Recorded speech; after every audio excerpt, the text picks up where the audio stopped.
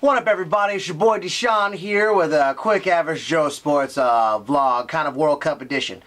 Sorry, I don't actually have a Team USA national jersey, so I'm going to represent the Republic of Ireland for the time being. No one get offended. So, as we all know, the heartbreaking tie against Portugal, 2-2, 30 seconds left. That's all we would have needed. 30 seconds, all we had to do was hold on for 30 more seconds and we would have won. Not only we would have advanced, we would have been top of the group and the whole nine, and the Germany game wouldn't mean anything. Pardon my cat. He's kind of obnoxious sometimes. But we love him. Say hello, Jack. Hi, Papa. Anyway, so 2-2 tie.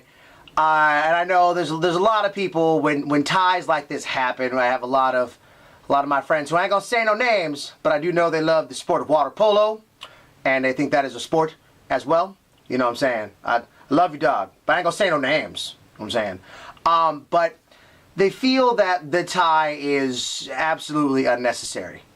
And quite frankly, I do agree with them that ties are, they're ties. I mean, it's a lot like kissing your sister. Sure, it sounds like a good idea, but at the end of the day, why would you want to make out with your own sister? Just put it out there, unless you're into that sort of thing. I mean, that's beyond me. But back to the game and what it ultimately means in the long run. I had always said that when I looked at this particular group with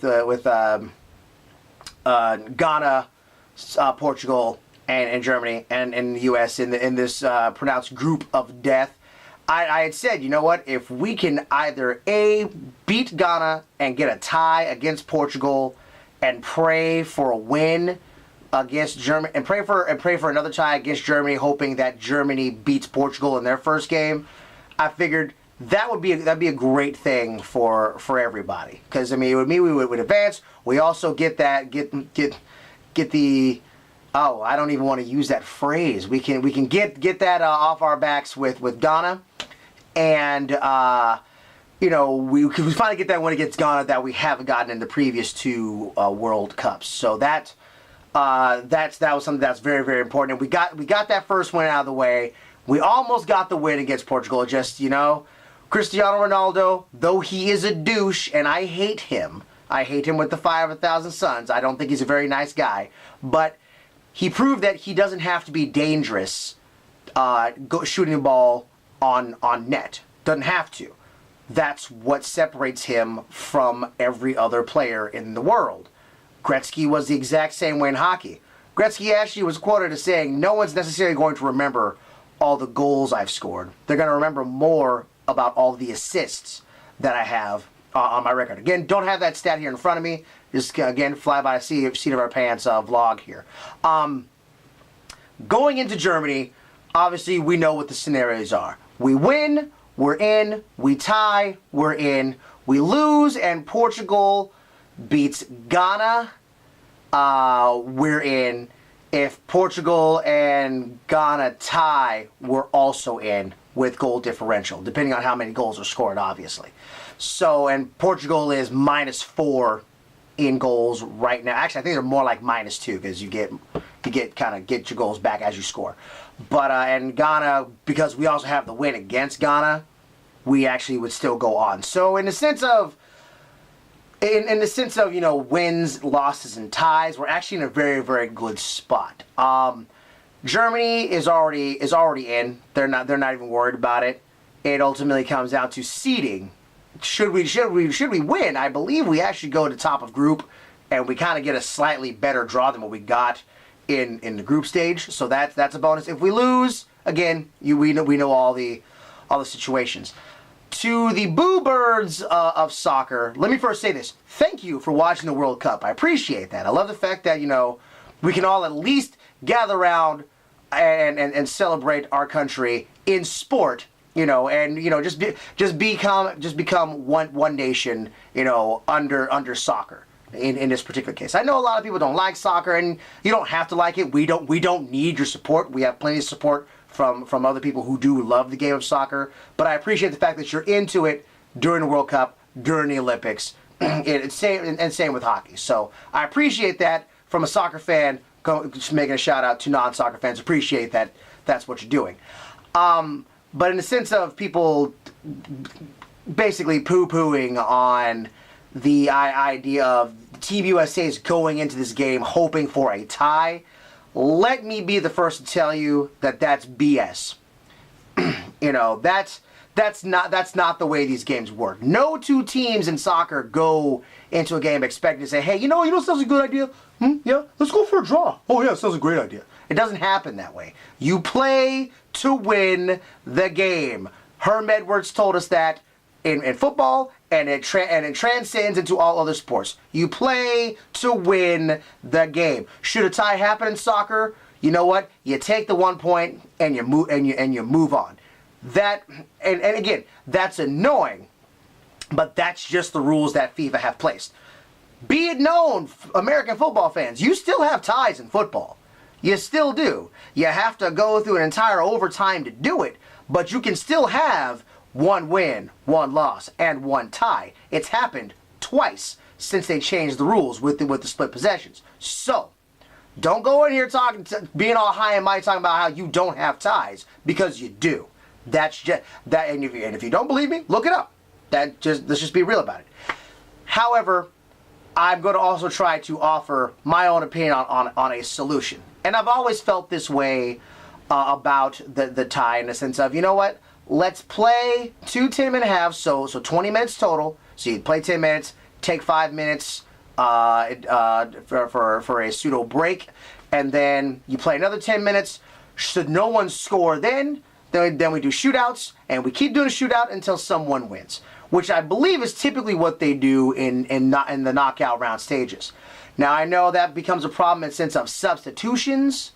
Then you say, here's what you do. You sweeten the pot. We're going to do that. You get 2 extra substitutions, so you can use those 2 substitutions going into the overtime period, or you can, use it as you need to, as that portion of the game goes on. While we're on the subject of possible solutions and oddball questions that I've always had, and I guess this would be more of a ask the referee sort of a situation. One thing I've always found awkward in the sense of in international play and in certain select tournaments as well in the youth soccer realm, you're only allowed 3 substitutions, which again, it's basically made for strategy, so that way you can't swap out your entire team in the first half. But I've always had this problem when if a teammate gets extremely injured and are carted off the field, technically that counts against you as a substitution. I've never felt that was necessary.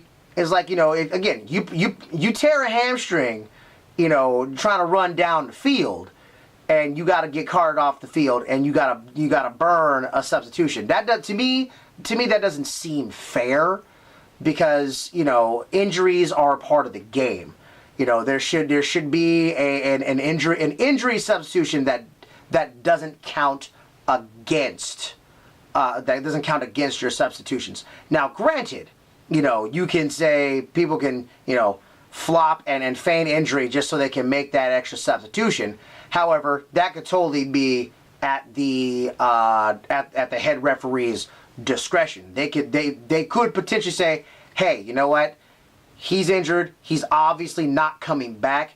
You can put a player in that's not going to harm your 3 substitutions. You only get to do it once. Then you make it so that you can only do it once. So if someone else, breaks an ankle on the field, well, then you're forced to use it. So I guess you wind up being back at square one, but at least you get that one. You at least get that one shot to say, okay, now I can make a decision position-wise to replace a player to use the correct player and still have my 3 substitutions for later on in the game. So I mean that's always been my number 1 and 2. Actually, really, they're in reverse order. Really, number 1 is the emergency substitutions, and 2 would be the tie. In the sense of, if you want to alleviate the tie, it's great, but that's also FIFA is the governing body of all things soccer. That's whatever FIFA says, trickles down immediately from World Cup level to the professional club level, down to select, down to youth boys and girls club soccer. They are the governing body of it all. What they say goes. Much like in Major League Baseball. Granted, they're not necessarily the official entity of Little League Baseball and collegiate baseball, but if they change a rule, typically it's going to trickle down. That's just the way it works. So, again, just to kind of recap, you don't go into a soccer game expecting a tie. You go in understanding that a tie can happen, and also knowing that a tie can't necessarily hurt you. So that's number one. You play, also ending with, you play to win the game. Hello, and number two, we got to fix that whole injury and wasting a substitution on that, because that sucks. That's not fair to the team. Ultimately to me, it's not fair to the game. Again, Ronaldo, he's a douche, but damn it, he's damn good. It also shows that just because you're a star player, you don't have to have the last shot.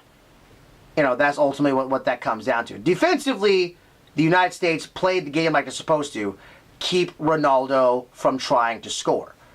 But I think one thing they failed to realize is anytime Ronaldo has the ball on his foot, he's a danger, because he realizes that he doesn't have to score to make a difference, as we saw on that last set play. I know people are like, Bradley sucks. You know what? You make mistakes like that. Tim Howard got fooled. He played the cross like he was supposed to in net, because typically if you see the cross, the header's going to go to the nearest post. That's typically what happens. But he guessed wrong. His momentum was going one way, and the ball was going a completely different way. It wasn't a soft goal. It was actually a very well-timed shot. It really was. So I mean, you gotta give Portugal the credit where credit is due. Here's to hoping that we can make a difference here in Germany. I want to win, but truthfully, I will take a tie in this particular case. I know, despite the fact that, like most people, I hate the tie, but I can't sit here and complain about it, because I understand that it is a part of the game. It sucks, but that's just the way it goes. If FIFA wants to change it one day, they will. It took them a minute to go with goal line technology, which they have now. They haven't had to use it yet. But they have it now. Maybe this is something that can go into the discussions later. So anyway, I hope you like the bearded look. Come see Passing Strange at Act Theater. Tickets are $40. However, if you want the hookups, private message me either on my YouTube channel, or hit me up on Facebook if you're friends with me on that one, and I can hook you up with some tickets on the half price tip. So yeah, peace out. USA, USA, USA. Go Dogs, go Sounders. Let's get it done. Peace out.